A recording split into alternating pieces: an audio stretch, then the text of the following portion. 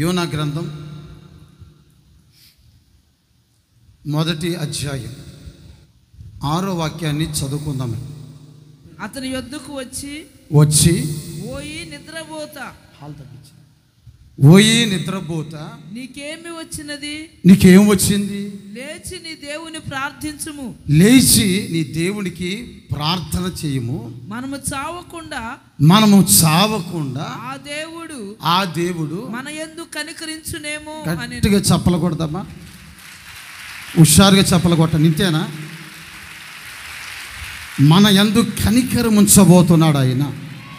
హుషారుగా చప్పలు కొట్టి ప్రభుని స్తుతించండి.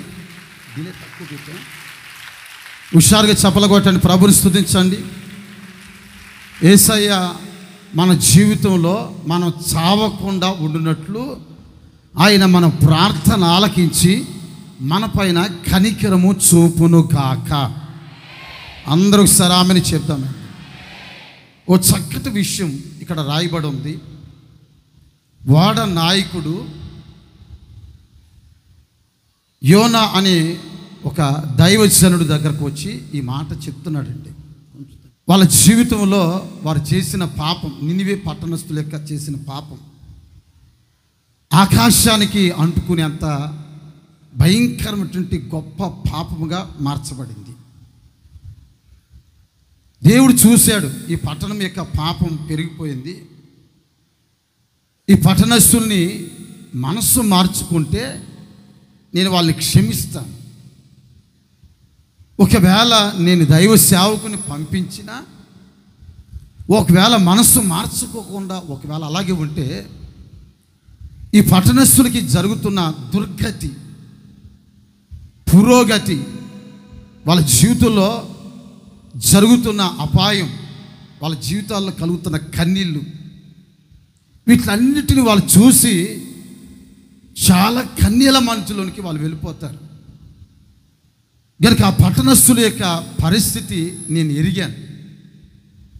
వాళ్ళు చావటం కంటే కూడా వాళ్ళ మనస్సు మార్చుకోవటం నాకు కావాలి అని మనసులో పశ్చాత్తాపం కలిగిన దేవుడు యోనాని పిలిచి నినివే పట్టణానికి వెళ్ళమని అన్నాడండి. పట్టణము అన్నప్పుడు మీరు గుర్తుపెట్టుకోండి, తాళ్ళ పైకి ఎత్తిన వైపు చూడండి. పట్టణము అన్నప్పుడు 10 గ్రామాలు కలిస్తే కలిగిన దాన్ని పట్టణము అని పిలుస్తారు. గుర్తుపెట్టుకోండి, ఎన్ని గ్రామాలు కలవాలి?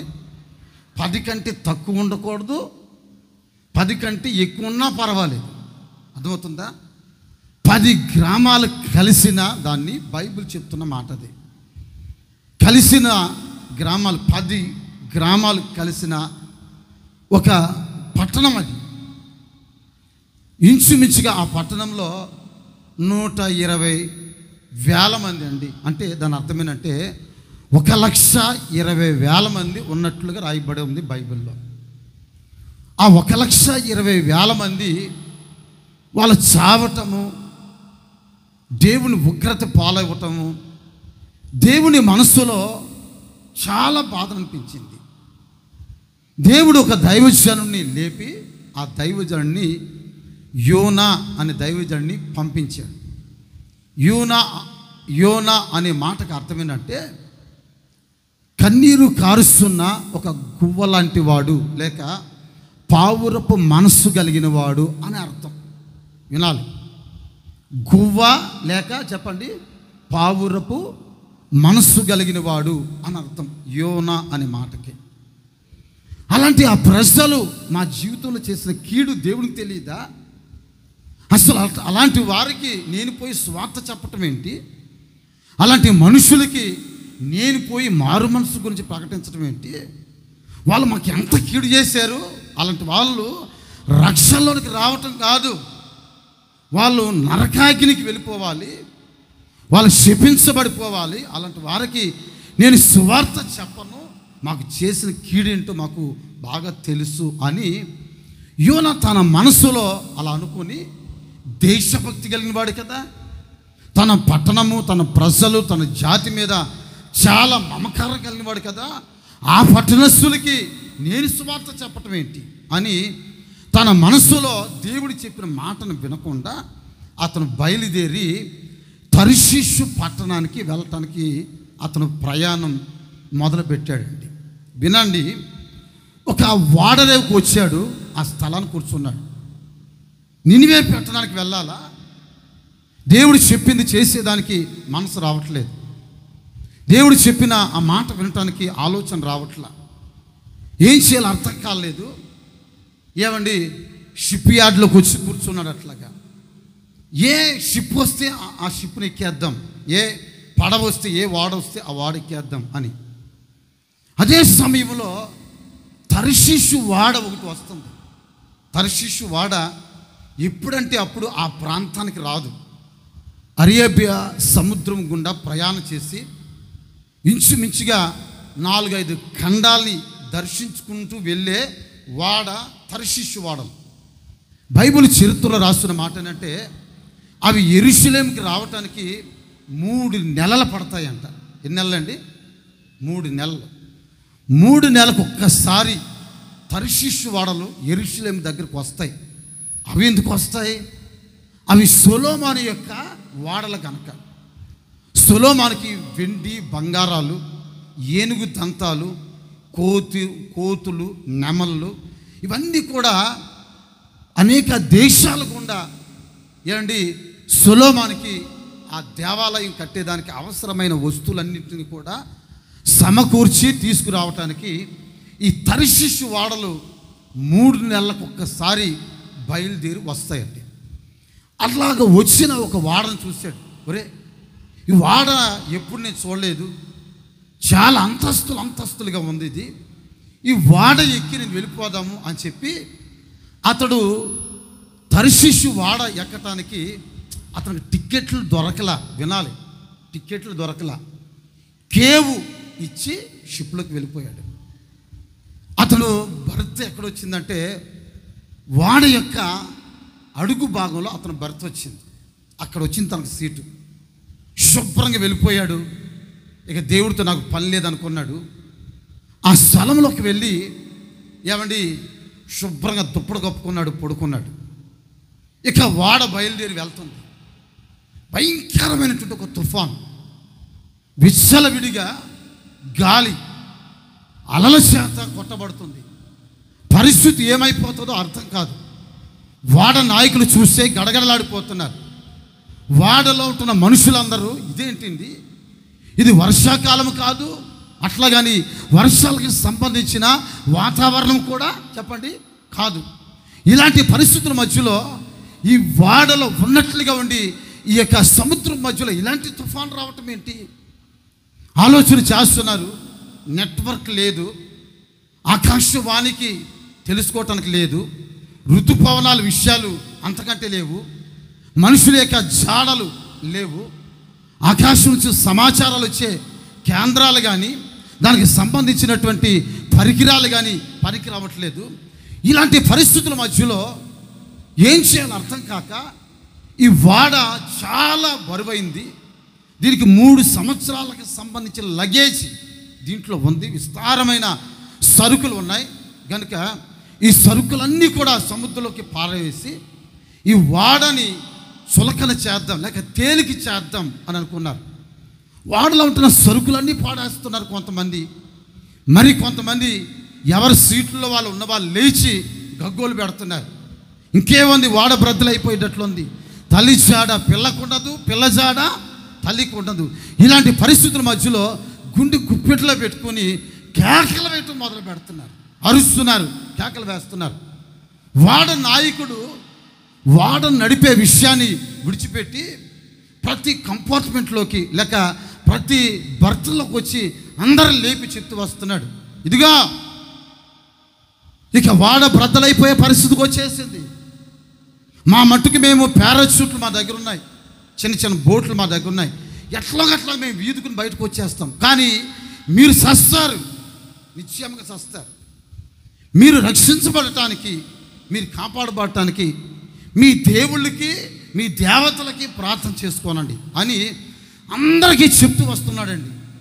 ఇంకొకటి ఏమన్నాడంటే, అసలు ఇది తుఫాను ఎందుకు వచ్చిందో అర్థం కావట్లా, వర్షాకాలం కాదు, దానికి సంబంధించిన వాతావరణం కాదు, ఉన్నట్లుగా ఉండి దీనికి ఏదో పట్టింది ఈ వాడకి.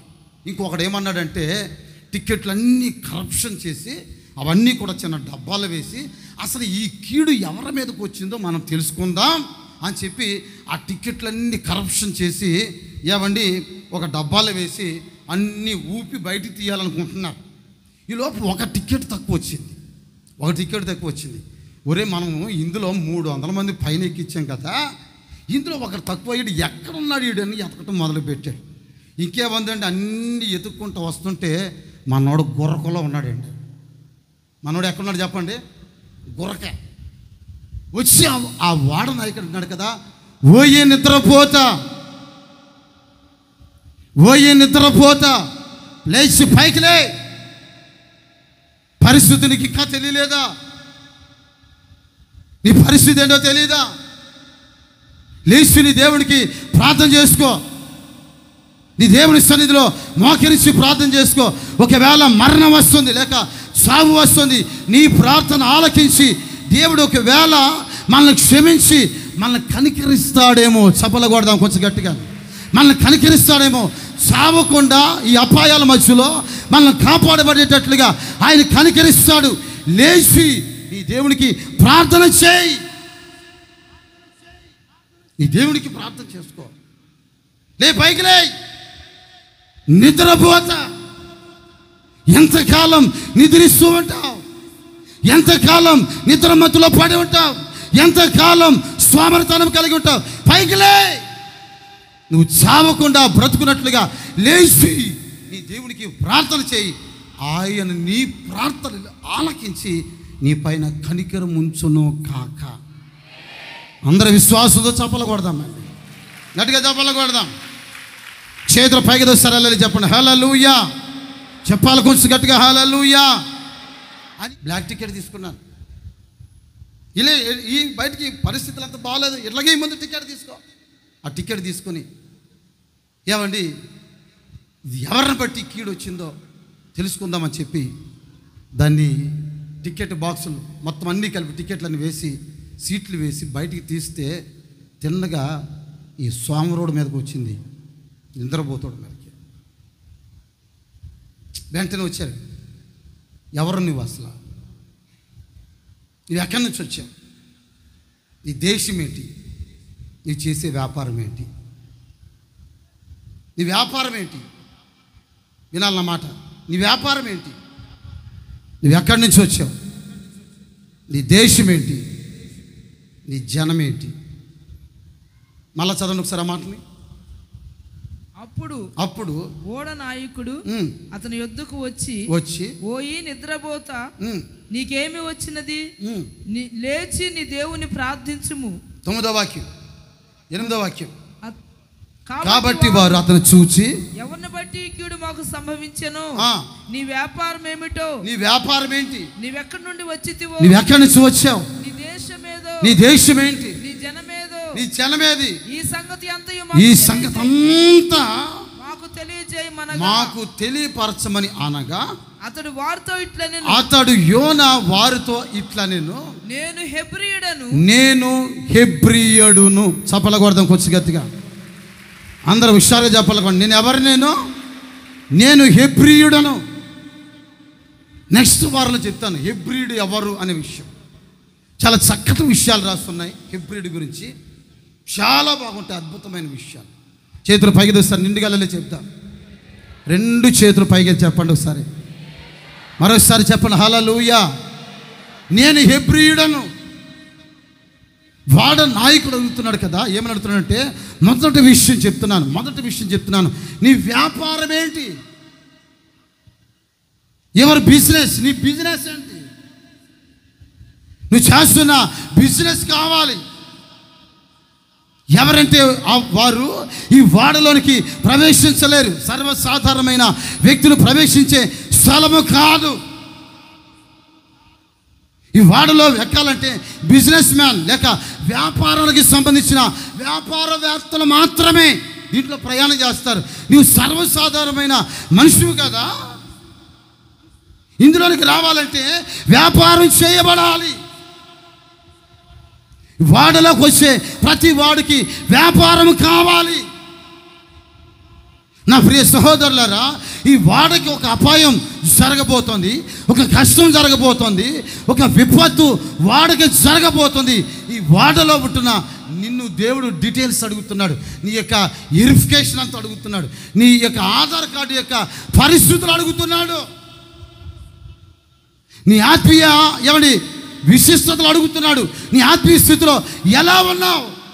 నీ ఆధార్ కార్డు అంతా బయటిది, నీ టికెట్ వెరిఫికేషన్ది, నీ సాక్ష్యాన్ని బయటిది, నీ ఆత్మీయ స్థితిలో ఎలా ఉంటున్నావో బయటికి రా. చేతులు పైకి సరాలు చెప్తాను, నోళ్ళు తెరిచి చెప్పండి కొంచెం గట్టిగా హల్లెలూయా. మొదటి విషయం, నీ వ్యాపారం ఏంటి? ఒక క్రైస్తవుడికి వ్యాపారం తప్పనిసరిగా ఉండి తీరాలి. ఆమెను చెప్పండి, రెండు చేతులు పైకి ఎత్తి గట్టిగా ఆమెను చెప్పరా. నా మాట వినండి, చేతుల పైకి సరళ చెప్పండి. ప్రతి విశ్వాసుకి, ప్రతి ఆత్మీయుడికి ఉండవలసింది చేసిన వ్యాపారం. ఏదో నేను చెప్పే వ్యాపారాలు మీరు అనుకుంటున్న వ్యాపారం కాదు.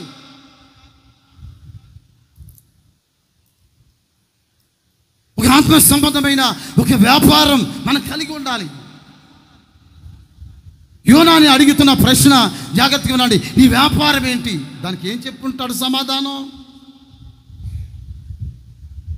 యోనా దానికి సమాధానం నీ వ్యాపారం ఏంటనంటే ఆయన ఏం చెప్పుకుంటున్నాడు, ఏం చెప్పి ఉండొచ్చు బహుశా. ఒకవేళ మీలో ఎవరైనా నా దగ్గరకు వచ్చి, జానన్న గారు మీరు ఎవరో నాకు పూర్తిగా తెలియదు కానీ మీరు చేసే వ్యాపారం ఏంటయ్యా అని ఒకవేళ నన్ను అడిగితే నేనేం చెప్పాలి? నా వ్యాపారం ఏంటో తెలిసిన ఆత్మను సంపాదించే వ్యాపారం నాది. కొంచెం గట్టిగా చేపలు కొట్టాలి. మొదట చేపలు పట్టుకునేవాడిని, ఇప్పుడు నన్ను దేవుడు ఏం చేస్తాడు తెలిసిన మనుషులు పట్టే వాళ్ళకి ప్రభు చేస్తున్నాడు నన్ను. కొంచెం గట్టిగా ఆమెను చెప్పండి. ఒకప్పుడు చేపలు పట్టేవాడిని, ఇప్పుడు నా దేవుడు ఏమండి మనుషులు పట్టే వ్యక్తిగా ప్రభు మార్చాడు. చేతుల పైకి ఒకసారి ఆమెను చెప్పండి, కొంచెం గట్టిగా ఆమెను చెప్పండి. ఒకసారి మీరు ఆలోచన చేయండి, నీ వ్యాపారం ఏంటి? నీ వ్యాపారం ఏంటి? నువ్వు చేస్తున్న వ్యాపారానికి దైవత్వానికి ఏమైనా సంబంధాలు ఉన్నాయా?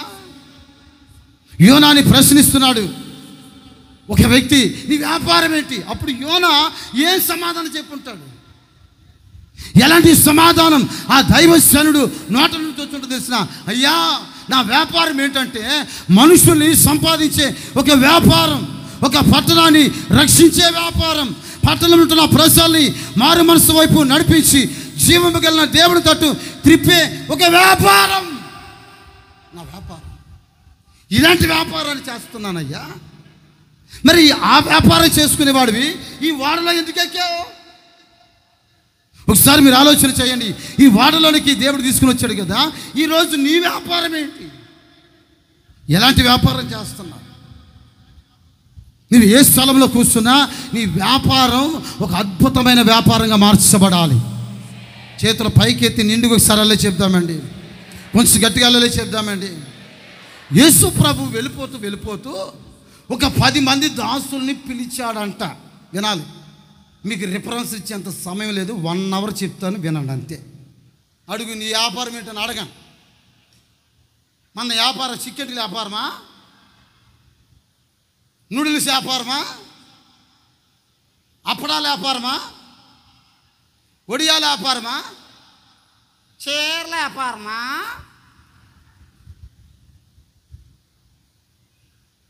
జాకెట్ల వ్యాపారమా?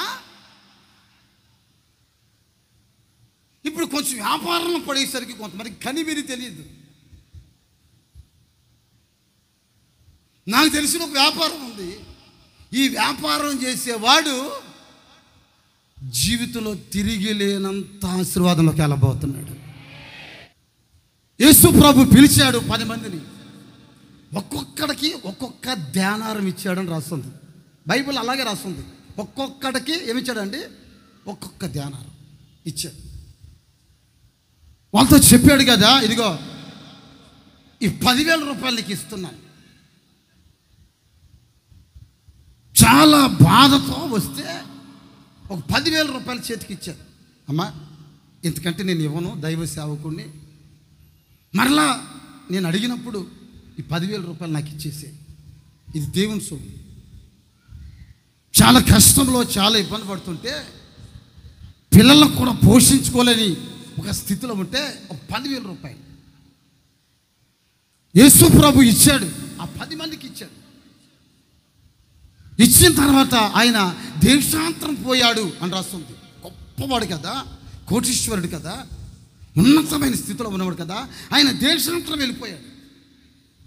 ఎందుకంటే ఆయనకి ఒక దేశంతో పని కాదు, ఒక భారతదేశమే కాదు, ఒక కెనడాయే కాదు, ఒక అమెరికాయే కాదు, ఒక జెరూసలేం కాదు, ఒక జోర్డానే కాదు, ఒక కైరో కాదు, ఒక పెట్రా అనే ప్రాంతమే కాదు, అరేబియా దేశమే కాదు, దుబాయ్, మస్కట్, ఖతార్ ఈ ప్రాంతాలే కాదు.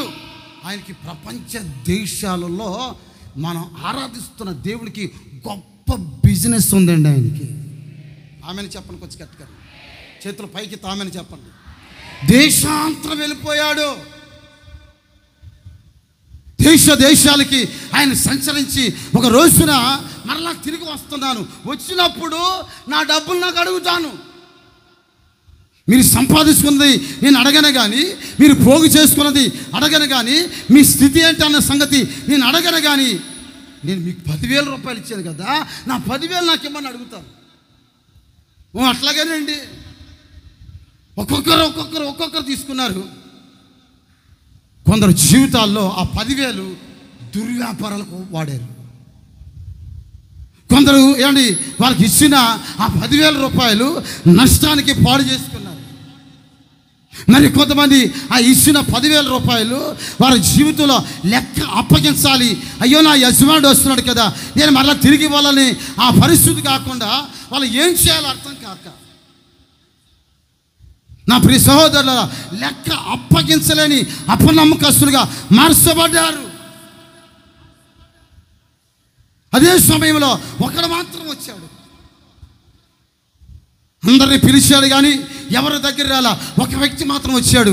ఆ వచ్చిన వ్యక్తి ఆ 10,000 రూపాయలకి ఏమండి ఇంచుమించుగా ఇంకొక 1 lakh యాడ్ చేశాడు. ఇచ్చిన 10,000కి ఆ వ్యక్తి ఇంకొక 1,00,000 రూపాయలు యాడ్ చేసి తీసుకుని వచ్చి, అయ్యా, నీవు ఇచ్చిన 10,000 రూపాయలతోటి నేను చాలా అద్భుతమైన వ్యాపారం చేశాను, దేవుడు నన్ను ఆశీర్వదించాడు, ఈ 10,000కి వడ్డీతో సహా నేను నీకు ఇచ్చేస్తున్నాను అని చెప్పి తీసుకుని వచ్చి 1,00,000 రూపాయలు ఆయన చేతిలో పెట్టాడండి. ఆయన చేతిలో పెట్టాడు. ఆ 1,00,000 రూపాయలు ఆయన తీసుకోలేదు కానీ, వినాలి, తీసుకోలేదు కానీ వాడిని పిలిచి ఏమన్నాడంటే, అబ్బాయి, నా దగ్గర 10 పట్టణాలు ఉన్నాయి. ఎన్ని పట్టణాలు? 10 పట్టణాలు ఉన్నాయి. ఆ 10 పట్టణాల మీద ఇక మీదట నీవు ఇన్ఛార్జి అధికారిగా నువ్వు మార్చబడుతున్నావు. నువ్వు కొట్టండి, కొంచెం గట్టిగా కొట్టండి, చప్పలు గట్టిగా కొట్టాలి. 10 పట్టణాల మీద నువ్వేం చేయాలి? అధికారిగా నువ్వు ఉండాలి. ఎందుకో తెలిసిన, నీ యొక్క వ్యాపారాన్ని చూశాను. అందరూ దుర్వ్యాపారాలు చేశారు కానీ నీవు ఆ వ్యాపారం చేయలే. కష్టపడి నీ వ్యాపారాన్ని బాగా డెవలప్ చేసుకున్నావు, నీ సంపాదనని వృద్ధి చేసుకున్నావు, నీ చేతుల కష్టాజితాన్ని అభివృద్ధి పరుచుకున్నావు. నీ వ్యాపారాన్ని బట్టి ఇదిగో నువ్వు ఈ స్థితిలోకి వచ్చావు కనుక నిన్ను ఇంకొక 10 పట్టణాల మీద అధికారిగా చేస్తే రాబోయే దినాలలో ఒక దేశాన్ని స్వాధీనపరుచుకునే వ్యక్తిగా మారుస్తున్నాడు నేను. దేవుడు మనకి ఇస్తున్న తలాంతులు, మంచి మంచి తలాంతులు దేవుడు మనకిస్తే ఆ తలాంతుల్ని ప్రభు దగ్గర మనం ఎలా వాడటం నేర్చుకుంటే, దేవుడు మంచి తలాంతులు, సాక్ష్యం చెప్పే తలాంతులు, పాటలు పాడే తలాంతులు, మైకులు పెట్టే తలాంతులు, వాయిద్యాలు వాయించే తలాంతులు, మనము చదువుకుంటున్న ఆ స్థలాల్లో ఇతరులకి దేవుని వాక్యాన్ని చెప్పి ఆత్మల్ని సంపాదించే ఒక అద్భుతమైన ఒక అనుభవం, కుటుంబ వ్యవస్థలో పిల్లలను చక్కదిద్దుకునే అనుభవం, భర్తని ఏమండి దేవుని మార్గాలు నడిపించుకునే అనుభవం, భార్యని దేవుని సన్నిధికి నడిపించుకునే ఒక అనుభవం, ఇవంతా మన జీవితంలో ఒక వ్యాపారం. దేవునికి ఇస్తున్న ఒక వ్యాపారం. రోజు నా బిజినెస్ని వృద్ధి చేసుకోవాలి, నా కుటుంబాన్ని వృద్ధి చేసుకోవాలి, నా భార్య నా పిల్లల్ని చక్కదిద్దుకోవాలి, నా పిల్లల చదువును వృద్ధి చేసుకోవాలి. దేవుడు నాకు ఇచ్చాడు, నేను దీన్ని పాడు చేసుకోకూడదు, దేన్ని నేను అవమానపరచుకోకూడదు, దేన్ని నేను నిర్లక్ష్యపరచకూడదు. ఇచ్చిన దానిలో నా ప్రభు కొరకు చక్కగా నిలబడాలి. దేవునికి స్తోత్రం కలుగును గాక. చేతుల పైకెత్తు సరాలే చెప్పండి, కొంచెం గట్టిగా వెళ్ళలే చెప్పండి. అప్పుడు మనం ఆరాధిస్తున్న దేవుడు బలా నమ్మకమైన దాసుడా, మంచి వ్యాపారం చేసేవయ్యా, బలా నమ్మకమైన దాసుడా, మంచి వ్యాపారం చేసావు. నీ వ్యాపారాన్ని బట్టి నేను నిన్ను ఏమండి అధికారిగా మారుస్తున్నాను. చప్పలు కొడతాం, కొంచెం గట్టిగా చప్పలు కొడతాం, గట్టిగా చప్పలు కొడతాం. చేతులు పైకి సరళలే చెప్పండి, గట్టిగా ఒక సరళలే చెప్పండి. అదే సమయంలో చిన్న కొడుకు ఉన్నాడండి, తన తండ్రి దగ్గర నుంచి ఆస్తిని తీసుకుని వెళ్ళాడు. బైబిల్ చరిత్రలో ఏమని రాస్తుందంటే, తన ఆస్తిని దుర్వ్యాపారము వలన, ఏ వ్యాపారం అంటది? దుర్వ్యాపారం. నా ప్రియ సహోదరులరా, మనం చేస్తున్న వ్యాపారం దేవునికి ఇష్టమైందై ఉండాలి. ఒక ఆయన అన్నయ్య చిన్న మా గ్రామంలో చిన్న కొట్టు పెట్టుకోవాలనుకుంటున్నాను, చిన్న బడ్డీ కొట్టు అన్నయ్య, ప్రార్థన చేసుకుంటున్నాను, చిన్న కొట్టు పెట్టుకోవాలనుకుంటున్నాను, చిన్న సరుకులు, ఏదో చిన్న చిన్న పిల్లలు తినే ప్యాకెట్లు ఇవన్నీ పెట్టుకోవాలనుకుంటున్నాను, చిన్న ప్రార్థన చేయండి. నేను వెళ్ళాను, ప్రార్థన చేశాను. ఆ రోజు ఆయనకి చెప్పాను, అయ్యా సరుకులు మంచి మంచి సరుకులు అని పెట్టుకో, సిగరెట్లు కానీ బీడీలు కానీ ఇటని గుట్టకాలు ఇటు దరిద్రమని పెట్టవద్దు, అది మంచిది కాదు, మనకు వ్యాపారం అది దైవ చిత్తానుసారమైనది కాదు, అట్లాంటివి దరిద్రమైన అమ్మొద్దు అని చెప్పాను. ఏంటన్నయ్యా అసలు నాకు చెప్తారు ఇట్లాంటి వ్యాపారం గురించి? నేను ఎంత భక్తుడిని మీకు తెలీదా? ప్రతి ఆదివారం దశంభాగం ఇట్లా మరీ చిన్న పిల్లడికి చెప్పినట్టు చెప్తున్నారు ఏంటన్నయ్యా? బీడీలు సిగరెట్లు అట్లాంటి నా బడ్డీ కొట్లకు వస్తాయా? మంచిది, నువ్వు అన్నదాంట్లో బాగా నిలబడు. 3 నెలల తర్వాత నేను వెళ్తే మహానుభావుడు బడ్డీ కొట్లో బీరు సీసాలు పెట్టి అమ్ముతున్నాడు, బీరు సీసాలు. అప్పుడప్పుడు వాళ్ళ కొడుకును కూర్చోబెడతా ఉంటాడు. వాడు ఏం చేసేవాడు తెలిసినా, వాళ్ళ నాన్న ఉన్నప్పుడు బాగానే కూర్చుంటున్నాడు, నాన్న లేనప్పుడు ఒక సిగరెట్ ప్యాకెట్ తీసుకోవటం గొప్ప గొప్ప గొప్ప గొప్ప గొప్ప గొప్ప బాగా లాగుతున్నాడు బడ్డీ కొట్లో. పాన పొరకలు మొదలుపెట్టాడు, సిగరెట్లు మొదలుపెట్టాడు. తాగిపోతులు అందరూ తాగి సీసాలు పాడేస్తే అరవకొర మిగిలిపోతే ఆ మిగిలిపోయిందంతా కూడా ఒక చిన్న గ్లాసులో వేసుకుని అసలు ఎలా ఉంటుందో టేస్ట్ చేస్తాం, మిగిలిపోయిందంతా. ఇప్పుడు వాడిని మారుతామన్నా మారట్లా. మనకి దుర్వ్యాపారాలు ఎక్కువ. దైవ చిత్తానుసారమైన వ్యాపారాలు విడిచిపెట్టి మనం చేస్తున్న వ్యాపారం ఈ రోజున ఎలాంటిది? దేవుడు నీకు మంచి సంపద ఇచ్చాడు కదా, చేతులు కష్టార్జితం ఇచ్చాడు కదా, ఒక ఉన్నతమైన స్థితిలోకి వచ్చాడు కదా, నీ వ్యాపారాన్ని మరీ డెవలప్ చేసుకోవటానికి ఇంకా శ్రమపడు కష్టపడు బాగుంటుంది. కానీ నీ వ్యాపారం ఈ రోజున వడ్డీ వ్యాపారంగా మారింది. నేను వడ్డీ వ్యాపారం అంటే చెప్తే చాలు, ఇక చూడండి కొంతమందికి పైనుంచి కింద దాకా మంట మామూలు మంట ఉంటుందండి. వడ్డీ వ్యాపారం గురించి చెప్తాడా? జానాన్న వాక్యం చెప్పుకోవచ్చు కదా, మా వడ్డీ వ్యాపారాల సంగతి మీకెందుకు? నువ్వు వడ్డీ వ్యాపారం చేస్తే నడ్డిరిగిపోతుంది దేవుడి చేతిలో. చేతులు పైకి సరళలే చెప్పండి, కొంచెం గట్టిగా చెప్పండి, గట్టిగా ఒక సరళలే చెప్పండి. వడ్డీ వ్యాపారం చేసే శాపం. మంచిగా వ్యాపారం చేసుకుని పెట్టుబడి పెట్టుకుని వ్యాపారంలో 10 రూపాయలు సంపాదించి కాదని అంటలేదో. ఒక రోజున నువ్వు చేస్తున్న ఆ దుర్వ్యాపారం, ఆ వడ్డీ వ్యాపారం నీ గొంతు పట్టుకుంటుంది, తీర్పులోనికి లాగుతాదే. ఇస్తున్న ఆ వడ్డీ వ్యాపారాల్లో రూపాయి వడ్డీ, 2 రూపాయల వడ్డీ, చక్కెర వడ్డీ, అబ్బా ఇక మీ మామ మీ తాత వడ్డీలు అన్నీ పెంచి పెంచి పెంచి వాళ్ళ ఉసురు కొట్టుకుని సస్తా ఒక రోజున. నీ వడ్డీ వ్యాపారం గురించి చెప్తున్నానని మీరు ఏం బాధపడిన అవసరం, మీరు బాధపడినా పర్వాలేదు. మీరు నాకు బావలు కాదు, మీరు నాకు అత్తలు అంతకంటే కానే కాదమ్మా. నేనే, నువ్వే. అల్లెలే చెప్పండి, కొంచెం గట్టిగా అల్లెలే చెప్పండి. నువ్వే నేనే. అంతేగాని ఇక్కడికి వచ్చేసరికి వరుసల వాయులు ఏ మాత్రం కలపొద్దు బాబా. వాక్యం అలా చెప్పండి, కొంచెం గట్టిగా అలా చెప్పండి. వడ్డీ వ్యాపారం, నీకు ఇచ్చిన ప్రతి రూపాయిని పబ్జీల కొరకు, నీకు ఇచ్చిన ప్రతి దాన్ని సంపాదించుకుని పేకాట కొరకు, కోడి పందాల కొరకు. ఏంట్రా నీ వ్యాపారం? నీ వ్యాపారం ఏంటి? నువ్వు చేస్తున్న వ్యాపారం ఏంటి అని యోనాని అడిగితే యోనా చక్కటి సమాధానం ఏంటో తెలిసిన, నేను భూమి ఆకాశను సృజించిన యెహోవా యందు భయభక్తులు కలిగిన వాడును, నేను హెబ్రీయుడను, నేను ఒక పట్టణానికి సువార్త చెప్పాలని వెళ్తున్నాను. నేను చప్పట్లు కొట్టి ప్రభుని స్తుతించాను. కొంచెం గట్టిగా చప్పట్లు కొడదాం. చేతులు పైకి సలలే చెప్పండి హల్లెలూయా.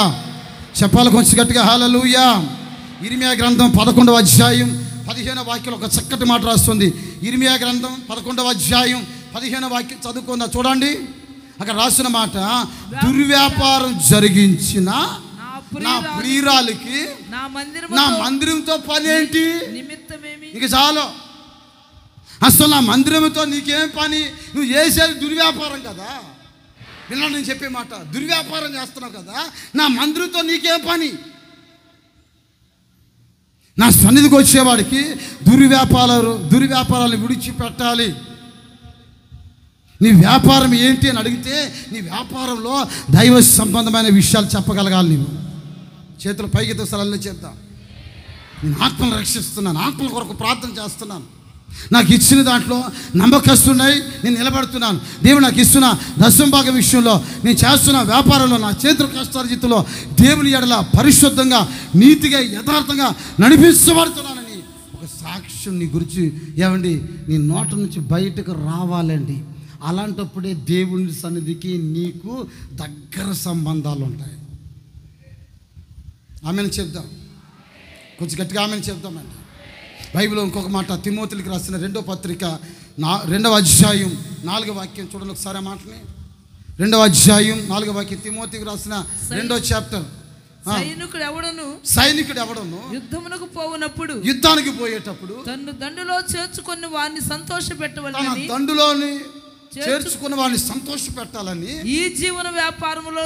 ఏ వ్యాపారం అంటది? జీవన వ్యాపారం. జీవన వ్యాపారంలో చిక్కుకొన్నాడు. నిన్ను దేవుడి దండలో చేర్చుకున్నాడు, పరిశుద్ధుల యొక్క సముఖంలో చేర్చుకున్నాడు. యేసు రక్తం చేత నువ్వు కడగబడ్డావు, పరిశుద్ధమైనటువంటి వ్యక్తిగా మార్చబడ్డావు. నిన్ను దేవుడి దండలోనికి చేర్చుకున్నాడు. ఎందుకు చేర్చుకున్నాడు తెలిసినా? జీవన వ్యాపారంలో చిక్కుకోకూడదు. నా ప్రియ సహోదరులారా, ఏ జీవన వ్యాపారంలో చిక్కుకున్నావో నాకు తెలియదు. దేవుని సన్నిధికి రావటానికి వ్యాపారాలు అడ్డు వచ్చేసాయి. దేవుని సన్నిధికి రావటానికి కొంతమంది వ్యాపారాల్లో పడి వ్యాపారమే ముఖ్యమనుకుంటున్నారు.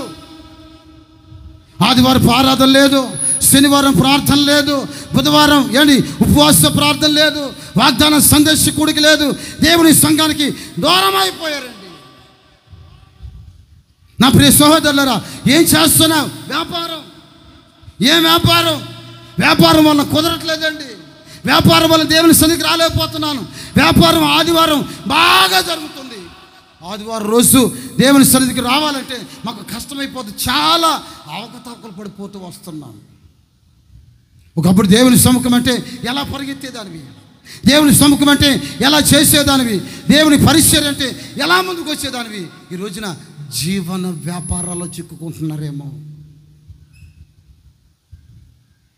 జీవన వ్యాపారాల్లో చిక్కుకుంటున్నారేమో. చాలామంది జీవితాల్ని మనకు వచ్చి గమనించుకుంటూ వస్తే వారి వ్యాపారాల్లో చిక్కబడి దేవుని సన్నిధికి దూరం అయిపోతున్నారండి. బైబిల్ వాక్యం అంటుంది కదా, దండులో చేర్చుకున్న వారిని సంతోషపెట్టడానికి. దండులో ఎవరైతే చేర్చుకున్నాడో చేర్చుకున్న వాడిని ఆ సైనికుడు సంతోషపెడతాడు. ఒక మంచి సైనికుడిగా మార్చబడాలి నీవు. ఒక రోషము కలిగిన ఒక సైనికుడిగా మార్చబడాలి. ఒక పోరాడే ఒక యోధుడిగా నీవు మార్చబడాలి. నిన్ను దండులో ఎవరు చేర్చుకున్నారో, నిన్ను దండులోనికి చేర్చుకొని నీ ద్వారా ఆ దండుకి ఘనత కలగాలని, ఆ సంఘానికి ఘనత కలగాలని, ఆ కుటుంబానికి ఘనత కలగాలని ఒక యజమానుడు ఎదురు చూస్తున్నాడు కనుక ఆ దండులో చేర్చుకున్న వాడిని సంతోష పెట్టడానికి జీవన వ్యాపారాలు విడిచి పెట్టాలి. మనమంతా చప్పలు కొడదాం, కొంచెం గట్టిగా గట్టిగా చప్పలు కొడదాం. చేతులు పైకెత్తి గట్టిగా ఒకసారి అల్లే చెప్దాం. విగ్రహం ఒకసారి అల్లే చెప్దాం, గట్టిగా ఒకసారి అల్లే చెప్దాం, మరోసారి అల్లే చెప్దాం. నా ప్రియ సహోదరులారా, ఏ వ్యాపారంలో చిక్కుకున్నావు? దుర్వ్యాపారంలో చిక్కుకున్నావా? ఏ వ్యాపారంలో చిక్కుకున్నావు? జీవన వ్యాపారంలో చిక్కుకున్నావా? ఏ వ్యాపారంలో చిక్కుకున్నావు? నీ ఆత్మకు పట్టిన వ్యాపారం ఏంటి? మంచి వ్యాపారం. దేవునికి ఇచ్చిన ఆ తలంతులు ఒక వ్యాపారంగా మార్చుకో. దేవునికి ఇచ్చిన సమయాన్ని ఒక వ్యాపారంగా మార్చుకో. దేవునికి ఇచ్చిన తలాంతుల్ని ఒక వ్యాపారంగా మార్చు. ఆ వ్యాపారం ద్వారా 10 పట్టణాలకి కలిగే ఆశీర్వాదాన్ని నా దేవుడికి అనుగ్రహించబోతున్నాడు ఆయన. విశ్వాసంతో చప్పలు కొట్టి ప్రభుని స్తుతించండి. చేతుల పైకి ఎత్తి ఒకసారి అల్లే చెప్దామండి, గట్టిగా అల్లే చెప్దామండి. రెండో విషయం, నీవు ఎక్కడి నుండి వచ్చితివి? టికెట్ కలెక్టర్ అడుగుతున్నాడు యోనాని, నువ్వు ఎక్కడి నుంచి వచ్చావు? నువ్వు ఎక్కడి నుంచి వచ్చావు? నీకు తెలియాలి. హలో, నువ్వు ఎక్కడి నుంచి వచ్చావో నీకు తెలియాలి. నువ్వు ఏ స్థితిలోంచి వచ్చావో నీకు తెలియాలి. ఏ పరిస్థితుల మధ్యలోంచి నువ్వు ఇక్కడికి వచ్చావో నీకు తెలియాలి. సంఘానికి వస్తే సరిపోదు.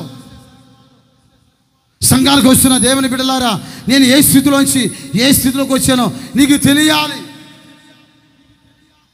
ఈరోజున చాలామందికి వాళ్ళు ఎక్కడి నుంచి వచ్చారో ఆ స్థితి వాళ్ళకి తెలియట్లేదండి. ఏ పరిస్థితుల్లోంచి వచ్చారో వాళ్ళకి అర్థం కావట్లేదు. ఎలాంటి పరిస్థితుల మధ్యలోంచి దేవుడిని తీసుకుని వచ్చాడో ఆ సంగతి వాళ్ళకి ఏమండి జ్ఞప్తికి రావట్లేదు. ఈరోజు నీ పరిస్థితి ఏంటి? ఎక్కడి నుండి వచ్చావు? ఒకసారి ఆలోచన చేయి. ద్వితీయోపదేశ కాండలో ఒక చక్కటి మాట రాస్తుంది.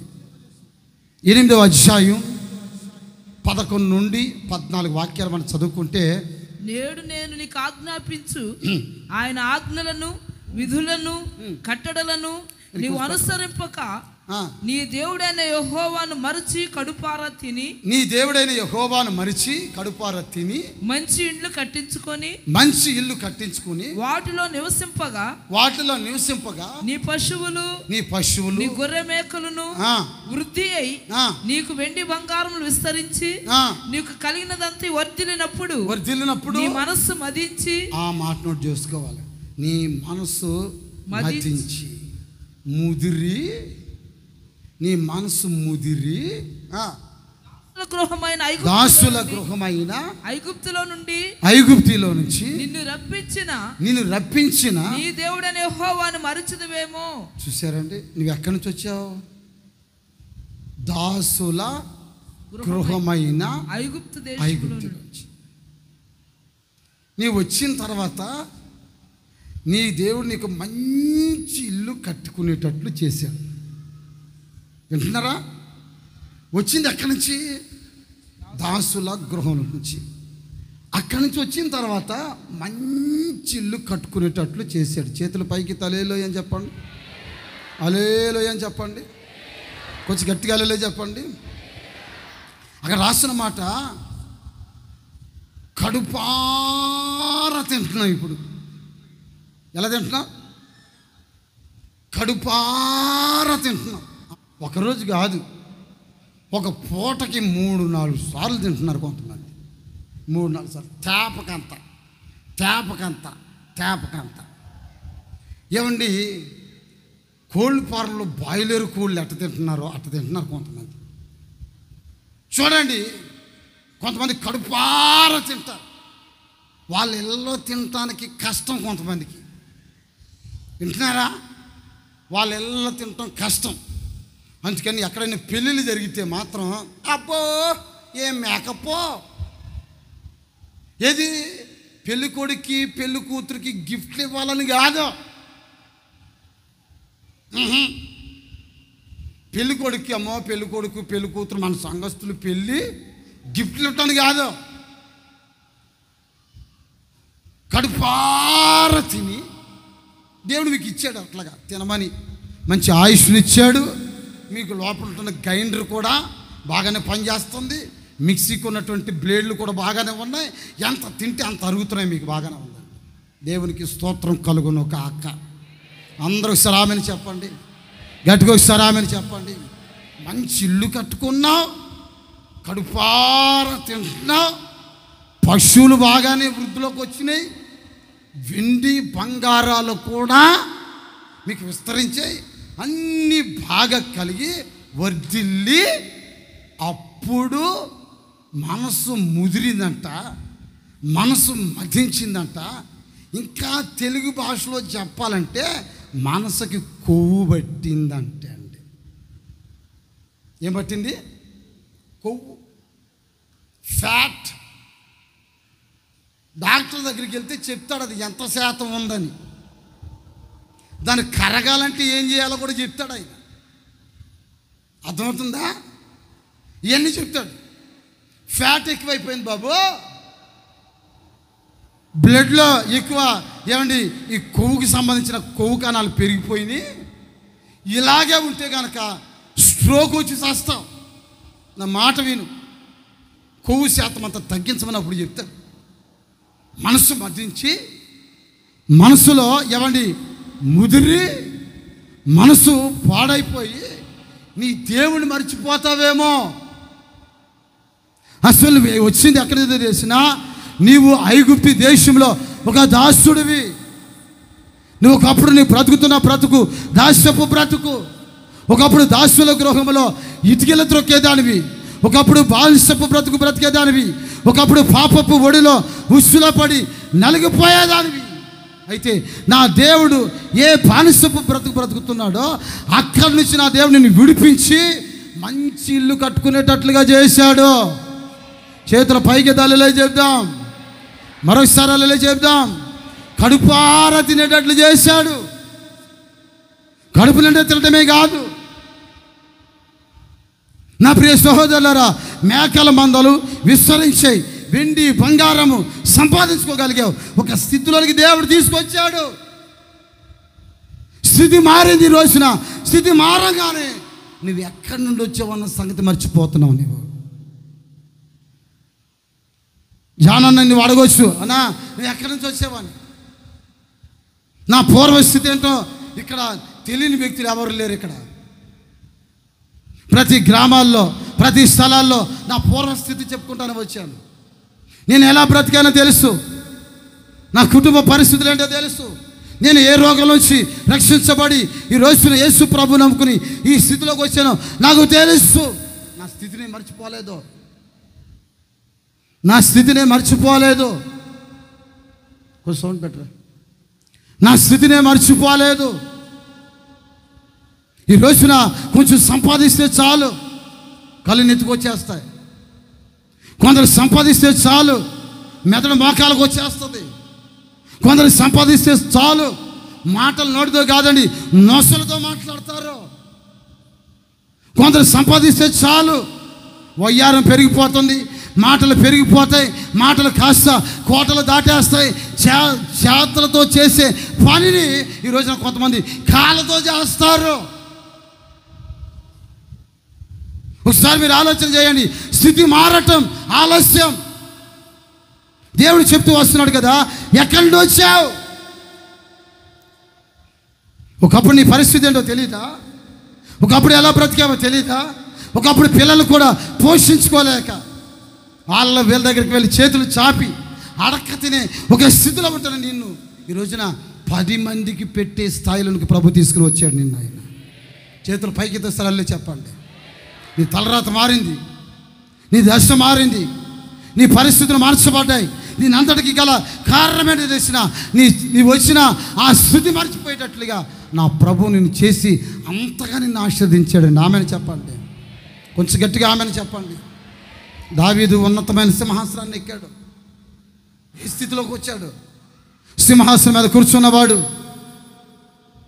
సింహాసనాన్ని అధిష్ఠించి సింహాసనం మీద ఏంటి మంచి వైభవాన్ని అనిపిస్తున్నాడు. ఒక రోజున యోతాము అనే ఒక ప్రవక్త వచ్చి మాట్లాడాడు.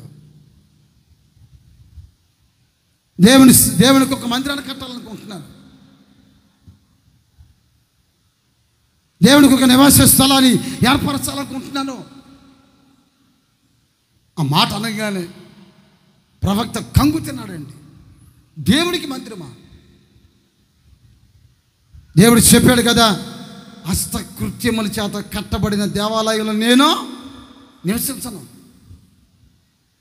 నాకు ఒక దేవాలయాన్ని కట్టాలని ఎందుకు అనుకుంటున్నాడు దావీదు? ఒకసారి మీరు ఆలోచన చేయండి. ఆ పరిస్థితి కలగటానికి గల కారణం ఏంటి? దావీదు దేవుని మందిరాన్ని కట్టాలి, దేవుని సముఖాన్ని ఏర్పరచాలి, దేవునికి ఒక సన్నిధి, ఒక స్థలాన్ని నిర్ణయించాలని తన మనసులో ఎందుకు అనుకున్నాడు? ఒకప్పుడు అదే దావీదుని ఏ మనుషులు గౌరవించలేదండి. ఏ మనుషులు కూడా దావీదు చెంతకు రాలేదు. దావీదుని కనీసం ఎవరు కూడా లెక్కలో కాదు కదా, ఆ జాబితాలో కూడా చేర్చుకోలేదు. ఎక్కడో ఫిలిస్తీన్ల మధ్యలో ఉంటున్న ఆ నిబంధన మనస్సాన్ని కనుక నేను నా నగరాన్ని తెచ్చుకుంటే కనుక ప్రజలందరూ కూడా నా నగరంలో ఉంచబడిన నిబంధన మనస్సాన్ని చూసి దర్శించడానికి వస్తారు. సేమ్ అదే టైంలో నేను రాజు నగరంలో ఉంటే కనుక నాకు కూడా ఘనత వస్తుంది అనే ఉద్దేశంతో ఫిలిస్తీన్ల మధ్యలో ఉన్నటువంటి నిబంధన మందస్సాన్ని తీసుకుని తన నగరానికి తెచ్చుకోవాలని ప్లాన్ చేశాడు. తీసుకుని వచ్చి నగరంలో పెట్టుకోవాలనుకుంటున్న సందర్భంలో ఆ నిబంధన మందస్సాన్ని తీసుకుని వస్తున్నప్పుడే ఎద్దుకి కాలు జారింది. ఒకడు పోయి నిబంధన మందస్సాన్ని పట్టుకుపోయాడు. అకస్మాత్తుగా అక్కడే పడి చచ్చినట్లుగా బైబిల్ చెప్తుందండి. దేవుణ్ణి అడ్డు పెట్టుకుని గొప్పవాడు అవ్వాలనుకుంటే ఒక్కనాటికి కాలేవు. దేవుణ్ణి అడ్డు పెట్టుకుని గొప్పవాడు అవ్వాలంటే ఒక్కనాటికి కాలేవు.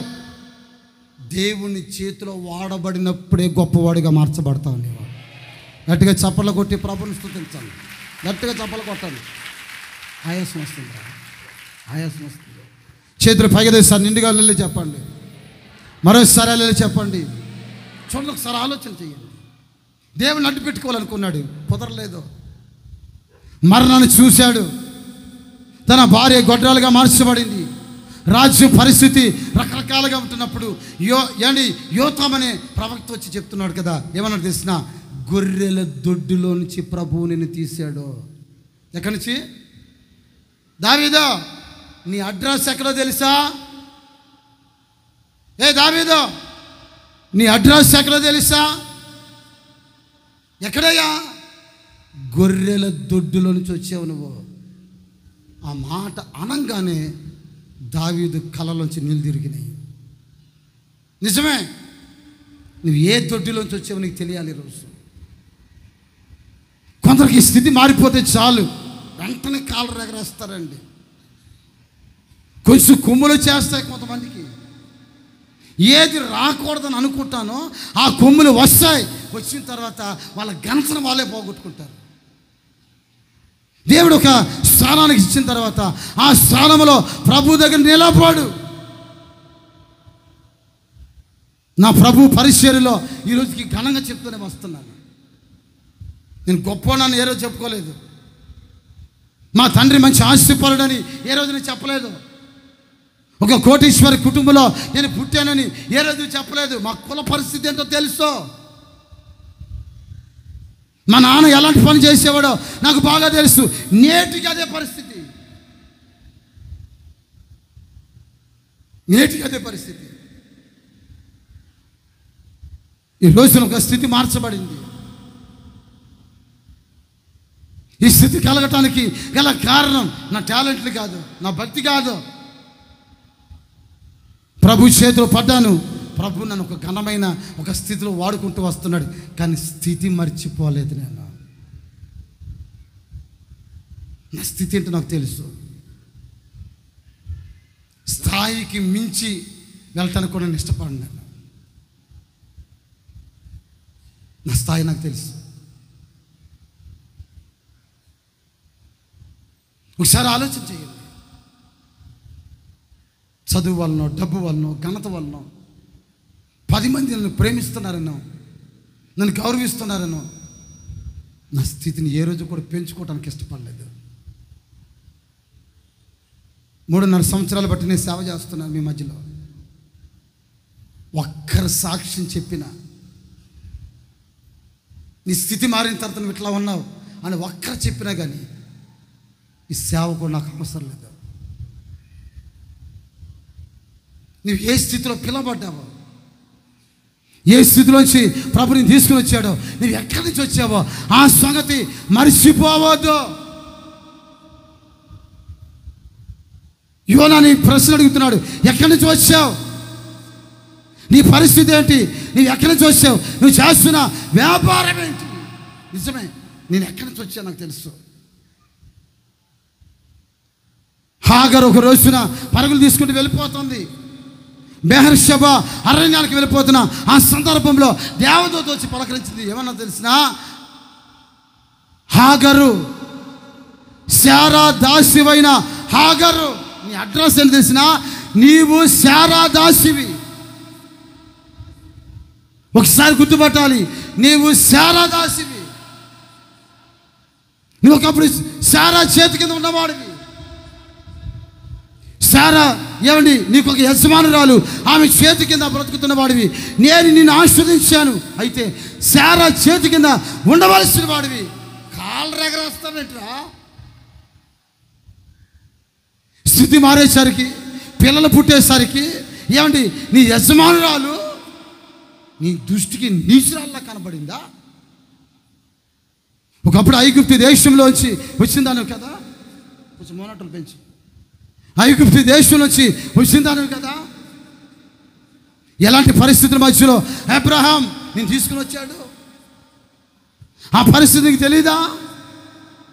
హాగరు, శారా దాసివైన హాగరు, నీ వెళ్ళి నీ యజమానురాలైన ఏమండి శారా చేతి క్రింద అణిగి మణిగి ఉండు, నేను నిన్ను ఆశీర్వదించబోతున్నాను. కొంచెం గట్టిగా చప్పలు కొట్టకపోయారా? గట్టిగా చప్పలు కొట్టండి. చేతులు పైకెత్తుకు సరాలే చెప్పండి, గట్టిగా సరాలే చెప్పండి. హాగరు స్థితి మారేసరికి ఎక్కడి నుండి వచ్చిందన్న సంగతి మర్చిపోయింది. దావీదు సింహాసనం మీద కూర్చునేసరికి ఎక్కడి నుండి వచ్చాడన్న సంగతి మర్చిపోయాడు. మర్చిపోతున్నావా? ఎక్కడి నుంచి వచ్చావా? ఎవరి చేతి కింద దాసివై ఉన్నావా నీ సంగతి నీకు తెలీదా? ఒకప్పుడు నీ పోకడంటే తెలీదా? నీ స్థితి ఏంటో తెలీదా? ఎక్కడి నుండి వచ్చావు? దేవుడు నిన్ను ప్రశ్నిస్తున్నాడు. కన్నీళ్లతో సమాధానం చెప్పవలసిన అవసరం నీకుంది ఈరోజు. నీ వ్యాపారం ఏంటి? నీ వ్యాపారాన్ని గురించి నీ సమాధానం చెప్పవలసిన అవసరం నీకుంది. చేతుల పైకి తల్లిలో చెప్పండి, గట్టిగా ఒక సరళే చెప్పండి, మరో సరళే చెప్పండి. మూడో విషయం, నీ దేశము ఏదో నాతో చెప్పు. నీ దేశం ఏంటి? నీ ల్యాండ్, నీ ఉంటున్న స్థలం ఎక్కడ? నీదే దేశం? మీరు ఎరిగితే చెప్తారు, మా కంట్రీస్ చెప్పండి ఇండియా అని. నా దేశం భారతదేశం అని. గూన్ భూసలమ్మ కూడా అదే చెప్తుంది, గుడ్డుది కూడా అదే చెప్తుంది. పుట్టేవాడు పుట్టబోయేవాడు కూడా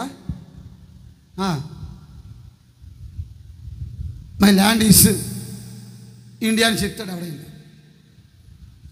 కానీ నీకంటూ ఒక దేశం ఉండాలి.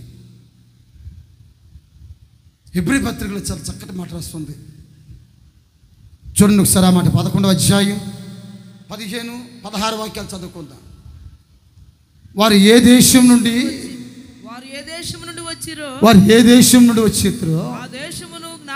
ఆ దేశము జ్ఞాపకము ఉన్న ఎడల మరలా వెళ్ళటానికి వారికి వీలు కలిగి ఉండేది.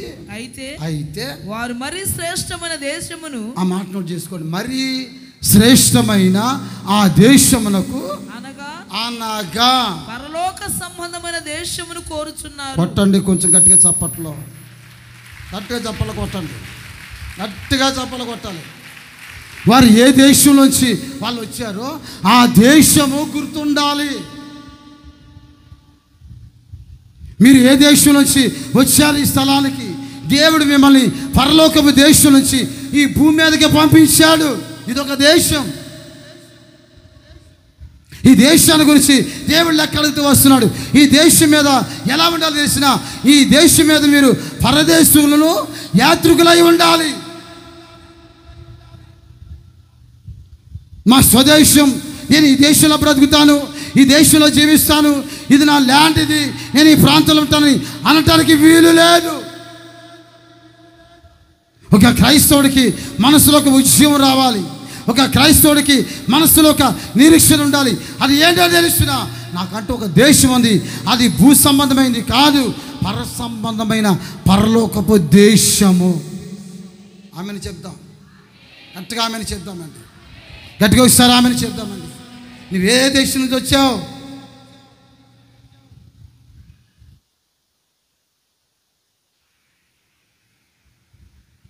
నువ్వే దేశం నుంచి వచ్చావు?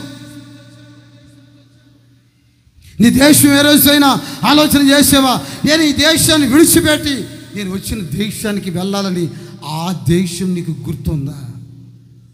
ఆమెను చెప్పండి. చేతులు పైకి ఆమెనే చెప్పరా? 2 చేతుల పైకి చెప్పండి. నీ దేశం నీకు గుర్తుండాలి. యేసు ప్రభువును ఒక రోజున అడిగారు కదా, నువ్వు ఎక్కడి నుంచి వచ్చావు, నీ దేశం ఏంటి? యేసు ప్రభు దానికి సమాధానం చెప్పాడు, నేను పైనుండి వచ్చిన వాడిని. ఎక్కడి నుంచి వచ్చాను నేను పైనుండి వచ్చాను. పైనుండా? అందరూ పైనుంచి వచ్చిన వాళ్ళు కాదు. ఇక్కడ కూర్చున్న వాళ్ళలో మీరు ఏ దేశం నుంచి వచ్చారో మీకు తెలియదు. ఒక సేవకునిగా నేను ఏ దేశం నుంచి వచ్చాను, ఒక విశ్వాసిగా నేను ఏ దేశం నుంచి వచ్చాను, నా దేశం ఏంటి? మరీ శ్రేష్టమైన ఆ దేశం మీద వాళ్ళ మనసు ఉంచారంట, ఎదురు చూస్తున్నారంట ఆ దేశంలో చేరటానికి. ఆ దేశంలో చేరటానికి చాలా దేశాలు తిరిగారు,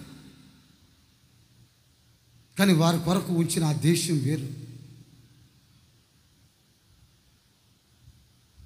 యోనాను అడుగుతున్నారు, నీ ల్యాండ్, నీ దేశం ఏంటి?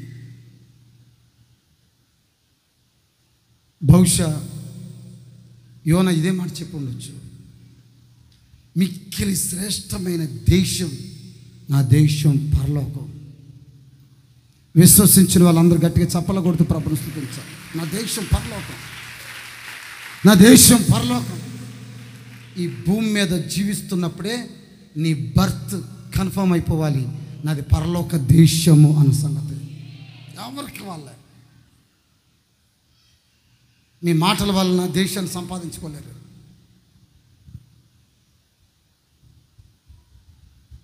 మీ సంపాదన వలన దేశాన్ని సంపాదించుకోలేదు. నువ్వు చేస్తున్న ప్రార్థన వలన దేశాన్ని సంపాదించుకోలేరు. కానీ ఒకటి మాత్రం చెప్తున్నాను, నువ్వు ఏ దేశం నుంచి వచ్చావో ఆ దేశం కొరకు ఎదురు చూడగలిగితే మాత్రం నిత్యంగా దేశాన్ని సంపాదించుకోగలుగుతున్నావు. ఆమెను చెప్పండి. దాని కొరకు ప్రయత్నం చేయటం, అహర్నిశాలు శ్రమ పడటం. ఈ భూమి మీద ఏదైనా చేయి, సచ్చే లోపు ఏమండి నీకంటూ పరలోకంలో ఒక దేశం నాకు ఉంచబడింది, ఆ దేశానికి నేను చేరాలి అని దాని కొరకు నువ్వు ఎదురు చూడకపోతే మాత్రం నీ దేశాన్ని నువ్వు మరిచిపోయిన వ్యక్తిగా మార్చబడతావు. వారు ఏ దేశం నుంచి వచ్చారో ఆ దేశము వారికి జ్ఞాపకము ఉన్న ఎడల మరలా దానిలోనికి చేరుటకు వారికి వీలు కలుగును. మరలా వెళ్ళటానికి వీలు కలుగుండేది. ఆ దేశమును వాళ్ళ కళ్ళతో చూశారు, కానీ దేవుడు వాళ్ళకి మరీ శ్రేష్టమైన ఒక దేశాన్ని ఇస్తున్నాడంట. ఆ దేశం కొరకంట ఈ భూమి మీద పరదేశులను యాత్రికులమై బ్రతకాలంటే అండి. కొట్టండి చప్పట్లు కొంచెం గట్టిగా చప్పలు కొడదాం. ఈ భూమి మీద పరదేశులను యాత్రికులమై బ్రతకాలంటే అండి. ఇంకా ఏమన్నాడో తెలిసిన యాకోబు తన పత్రికలో కేవలము అన్నపానములు వస్త్రము కలిగిన వారముగా ఉండాలి అని అన్నాడు.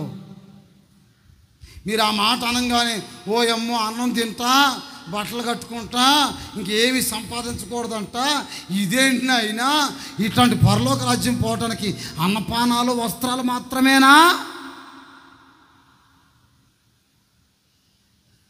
మేళ్ళు కట్టుకోకూడదా, మిద్దులు కట్టుకోకూడదా, ఇల్లు కట్టుకోకూడదా, కార్లు కొనుక్కోకూడదా, వజ్రాలు వైడూర్యాలు సంపాదించుకోకూడదా, అందచందాలు కలిగి ఉండకూడదా అని ఎన్నో ఆరాలు తీస్తారు.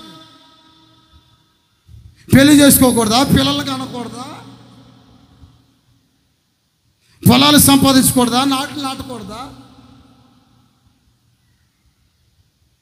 ఏమి సంపాదించుకోకూడదు, కేవలం అన్నపాన వస్త్రములు కలిగిన వారముగా ఉండాలి,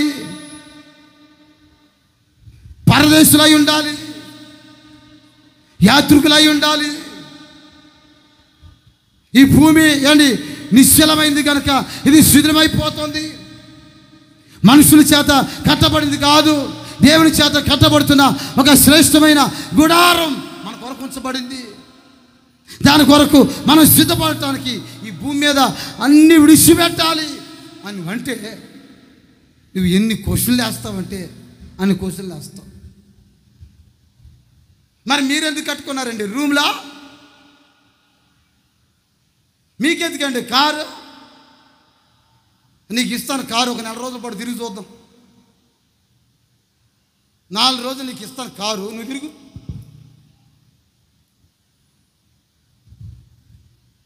నాకు వరకు కట్టుకున్నావా? నాకు వరకేమైనా ఉందా? ఎలా వచ్చామో అలా విడిచిపెట్టి వెళ్ళిపోతాం. వచ్చేటప్పుడు బ్యాగ్ లేదు, సూట్ కేసు లేదు. సేవకు వచ్చినప్పుడు నిజం చెప్తున్నాను, బ్యాగ్ లేదు, సూట్ కేసు లేదు. ఓ టవల్ చేతితో పట్టుకున్నాను, 3 జతల బట్టలు, 3 జతల బట్టలు, ఎరువులు మోసే కవర్ ఒకటి ఉంటే ఆ కవర్లో పెట్టుకుని బస్సు ఎక్కాను అంతే. ఎరువులు ఏమండి సీల్ చేసి కవర్ ఉంటే ఆ కవర్లో పెట్టుకొని ఈ సేవకు వచ్చాను నేను. బైబిల్ పట్టుకుని చెప్తున్నాను ఈ విషయం. సూట్ కేసుతో రాలా.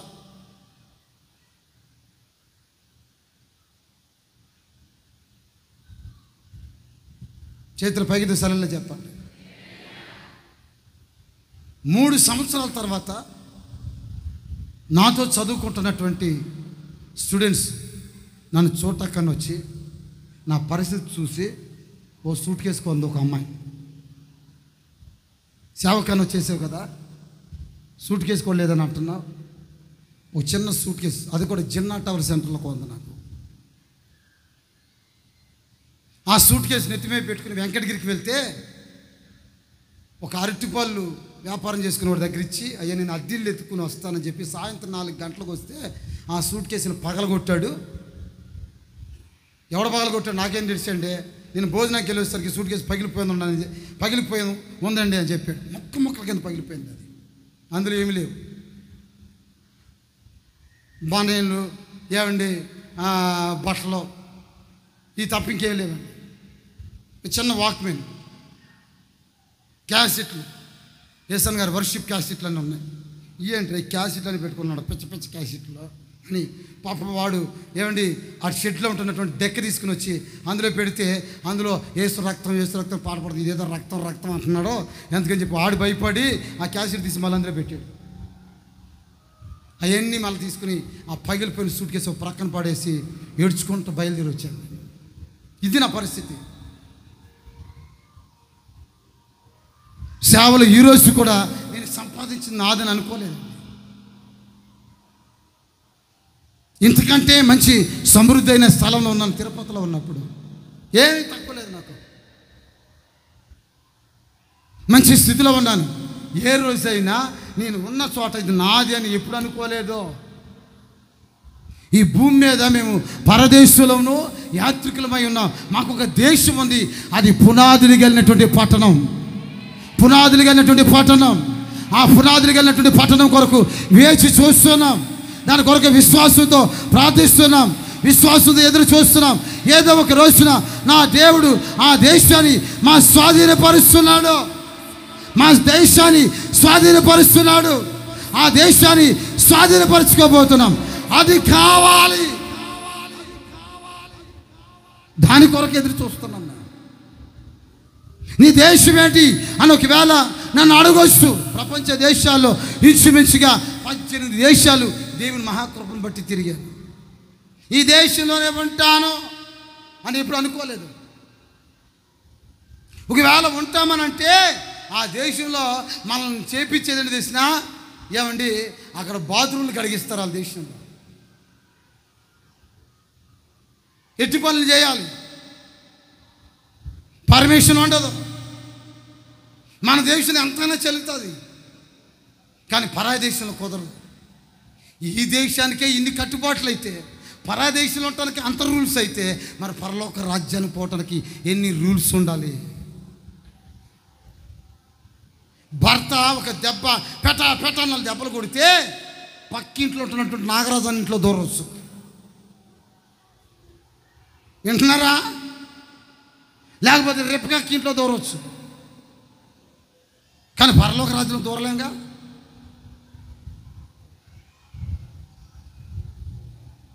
ఇది మనం అనుకున్నంత తేలికైన పని కాదు కదండి. యేసు ప్రభు చెప్పాడు కదా, వంటే సూది బెజ్జంలోనైనా దూరుతుందేమో కానీ మీలాంటి భక్తులు మాత్రం పరలోక రాజ్యంలో ఎందుకన్నాడు మాట? పని పాట లేక రాశాడు ఆ పేపర్లో. చేతులు పైకి సరళ చెప్పండి. ఈ భూమి మీద అందుకనే పరదేశులము యాత్రికులమై బ్రతకాలి. చప్పలు కొట్టడానికి వచ్చి గట్టిగా చప్పలు కొట్టండి. చేతులు పైకితో సరళ చెప్పండి. కొంచెం గట్టిగా చెప్పండి. నీ దేశం ఏంటి? నీ దేశం ఏంటో నీకు తెలిసి ఉండాలి. ఆ దేశం కొరకు ఎదురు చూడాలి. ఆ దేశాన్ని ప్రభు మనకి ఇస్తానన్నాడు. దాన్ని సంపాదించుకోవడానికి అబ్రాహాము విశ్వాసంతో ఎలా కనిపెట్టాడో అలాగే మనం కూడా కనిపెట్టి విశ్వాస, నిరీక్షణ, ప్రేమ అనే కవచాన్ని ధరించుకున్న వాళ్ళమై మనం సిద్ధపడి ముందుకు వెళ్ళాలి. చేతులు పైకెత్త సరళ చెప్తామండి. 4వ విషయం, నీ జనమేంటి? నీ జనమేంటి? నిజమే, మనం ఏ జనం? పేతురు తన పత్రికలో ఒక చక్కటి మాట రాశాడండి. పేతురు రాసిన మొదటి పత్రిక 2వ అధ్యాయం 9వ వాక్యం. అయితే మీరు చీకటిలో నుండి ఆశ్చర్యకరమైన తన వెలుగులోనికి మిమ్మల్ని పిలిచిన వాని యొక్క గుణాతిశయములను ప్రచురము చేయ నిమిత్తము ఏర్పరచబడిన వంశమును, రాజులైన యాజక సమూహమును, పరిశుద్ధ జనమును దేవుని సొత్తైన ప్రజలనై ఉన్నారు. మనం ఏ జనం అంట? మనం ఎక్కడి నుంచి వచ్చామంట? చీకటిలో నుండి ఆశ్చర్యకరమైన వెలుగులోనికి. మనం ఏ జనమో తెలిసిన రాజులైన, చెప్పండి, రాజులైన యాజక సమూహం, పరిశుద్ధ జనమై ఉన్నాం. మన జనమే పరిశుద్ధమైన జనం. మనం ఎవరమి? రాజులైన యాజక సమూహం. మన బోధకులం, మన సేవకులం, మన కాపరులం. మీరు ఎవరు? బోధకులం. మా కులమే బోధకులం. మీరెవరు? సేవకులం. రాజులైన యాజక సమూహం. మేము యాజక సమూహం. మేమెవరో తెలిసిన పరిశుద్ధమైన జనం. నిజమే, మనం పరిశుద్ధమైన జనం. చూడండి ఎంత పరిశుద్ధమైనటువంటి జనము. దేవుని స్తుతి అయిన ప్రజలమై ఉన్నాం. దేవుడు మనల్ని పరిశుద్ధపరిచి ప్రాణ ఆత్మ శరీరాన్ని ఆయన శుద్ధి చేసి ఆయన రక్తం చేత మనం కడగబడ్డాం. మనం ఆయన సొత్తైనటువంటి ప్రజలమై ఉన్నాం. చేతులు పైకి తలలే చెప్తామండి. గట్టిగా ఒక సలహే చెప్తామండి. గట్టిగా ఒక సలహే చెప్తాం. చెప్పండి. మొదటి మాట చెప్పండి. ఆశ్చర్యకరమైన వెలుగులోకి వచ్చాం. మొదటి విషయం. రెండో విషయం రాజులైన యాజక సమూహం. రెండో విషయం. మూడో విషయం పరిశుద్ధ జనాంగం. మూడో విషయం. నాలుగోదిగా సొత్తైన చెప్పండి ప్రజలము. చెప్పండి ఒకసారి 4 విషయాలు చెప్పండి. ఒకటి, చీకటిలో నుండి ఆశ్చర్యకరమైన వెలుగులోనికి వచ్చిన వారము. ఇది ఎక్కడి నుంచి వచ్చావు? ఆశ్చర్యకరమైన వెలుగులోనికి వచ్చిన వాడిని. రెండో విషయం ఎవరు మనము? రాజులైన యాజక సమూహం. మూడో విషయం మనం ఎవరు చెప్పండి? బోధకులు లేక పరిశుద్ధమైన జనం. నాలుగో విషయం సొత్తైన ప్రజలం. మనం సొత్తైన ప్రజలం, దేవుని సొత్తై ఉన్న ప్రజలం మనం. మరి ఇంత ప్రాసెస్ దేవుని సముఖంలో మన జనం ఏంటి అని రాస్తుంటే ఈ రోజున కులాలను వదిలే వాళ్ళు కనపడట్లేదండి. మా కులమో మా కులం. కులాన్ని ఒక్కడ కూడా వదిలేవాళ్ళేడండి. కులము కాని కులంలో పెళ్ళి చేద్దాం, అమ్మా మా కులంలోనే చేయాలి. ఏ పక్కోడు కులంలో చేస్తే పిల్లలు పుట్టరంట. చేసి చూడు, కవల పిల్లలు పుట్టకపోతున్నాను అడుగు. మళ్ళీ చెప్పండి కొంచెం గట్టిగా. చాకలోకి ఇచ్చి చెయ్యాలి. మంగళోడికి ఇచ్చే చెయ్యాలి. నేను కులాల పేరు చెప్తున్నాను. మాదిగోడికి ఇచ్చేయాలి. ఒక ఆయన నా దగ్గరికి వచ్చి, అన్నయ్య మన చర్చిలో మంచి పిల్లలు ఉంటే చూడు అన్నయ్య. మంచి పిల్లలు మా చర్చిలో ఉన్న వాళ్ళందరూ మంచి పిల్లలేనయ్యా. పెళ్లి చేసుకున్న తర్వాత చెడ్డోళ్ళు మంచోళ్ళు నాకు తెలియదయ్యా. అందరూ మంచి పిల్లలే. మంచి పిల్లలు అంటే ఏంటి నాకు అర్థం కాలేదు. మంచి పిల్లలు అంటే ఏంటి నాకు అర్థం కాదు. చెప్పండి ఒకసారి.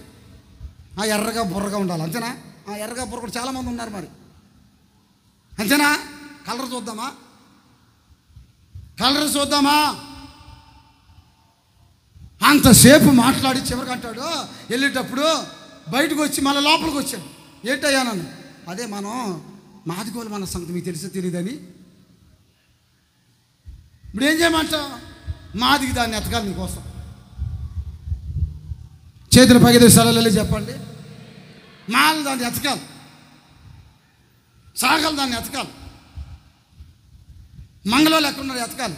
ఒడ్రాజులు వాళ్ళు ఎక్కడున్నారు వాళ్ళని ఎతకాలి.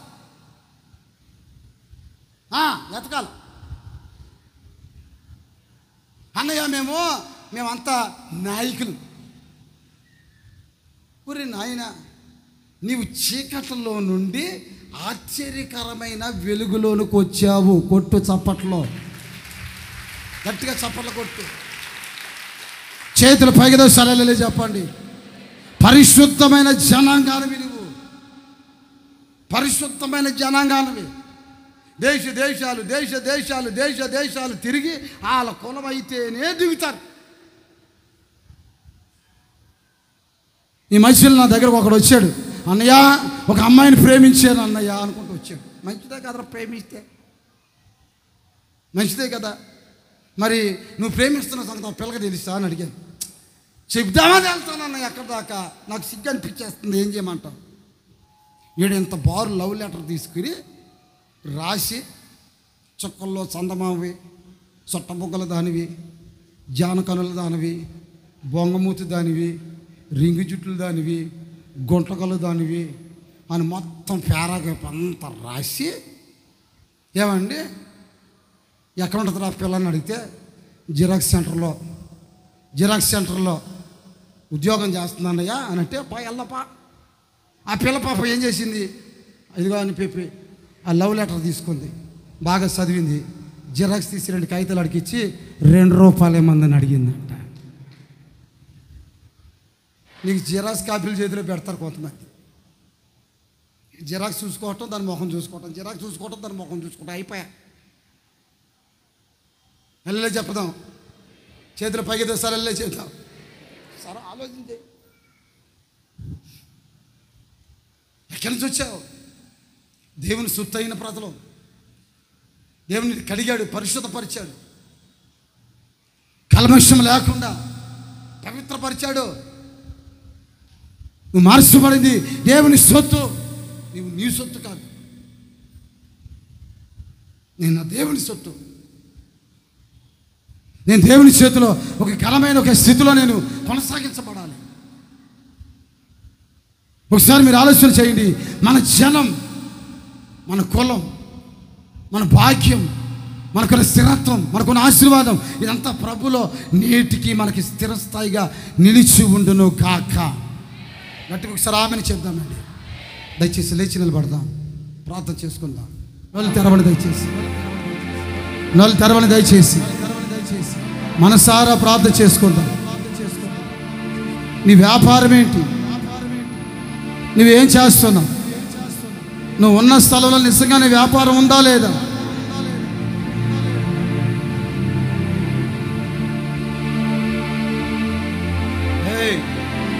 కళ్ళు మూసుకోండి.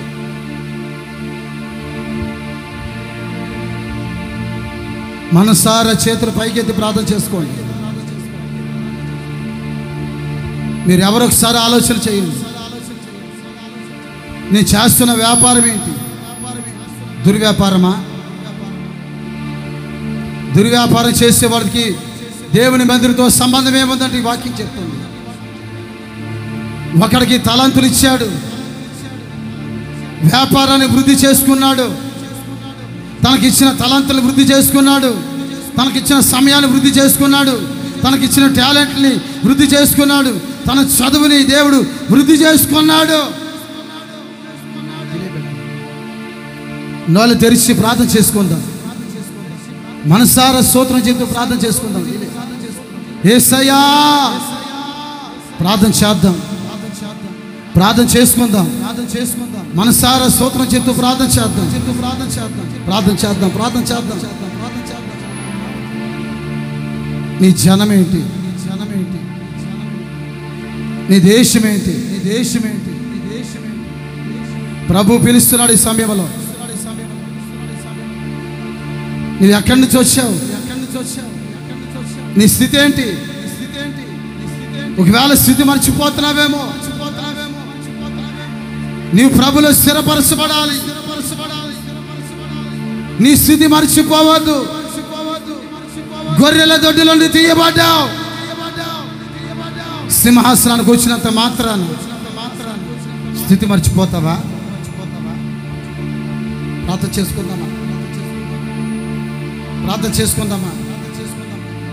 ఈ దేశం భూమి మీద లేదు. మరీ శ్రేష్టమైన ఒక దేశం పరలోక రాజ్యంలో ఉంది. ఆ దేశం కొరకు మనం సిద్ధపడాలి.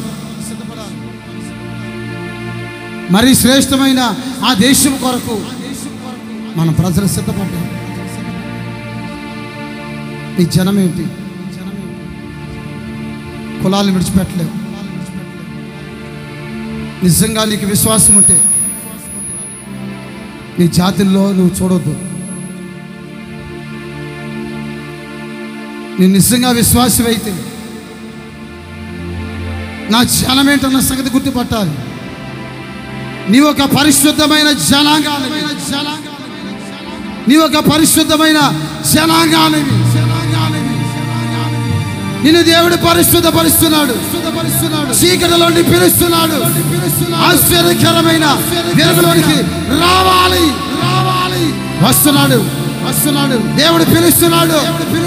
రాజులైన యాజక సమూహం, దేవుని సొత్తు, పరిశుద్ధమైన జనాంగం యేసు రక్తము చేత కడగబడాలి.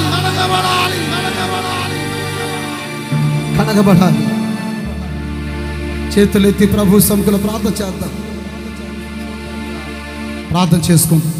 ప్రేమా స్వరూపి పరిశుద్ధుడా, జీవము కలిగిన తండ్రి, మీ స్తోత్రాలు చెల్లించుకొనిచున్నాం. ప్రభువా ఈ నెలంతా, నా ఆగస్టు నెలంతా ప్రారంభించిన మొదలుకొని నెలాఖరి చివరి పునరుద్ధాన ఆరాధన వరకు మమ్మలను మీరు కాపాడి కృపలో భద్రపరిచి సజీవ లెక్కలో ఉంచినందుకై మీ కృతజ్ఞత స్తోత్రాలు చెల్లించుకొనిచున్నాం. మీ దాసుల ద్వారా చక్కటి మాటలు మాకు వినిపింపచేసి ఉన్నారు.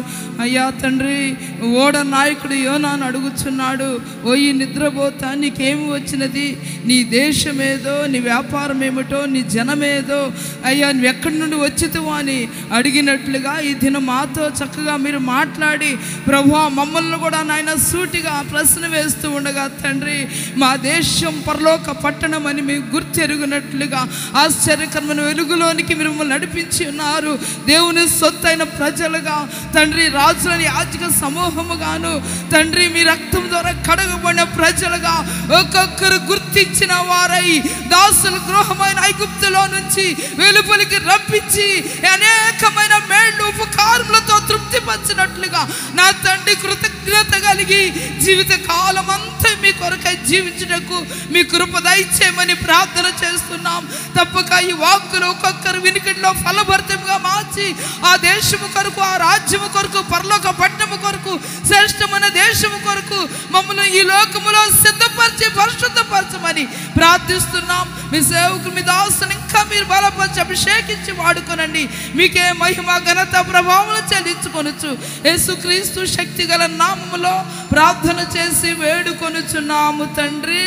ఆమేన్.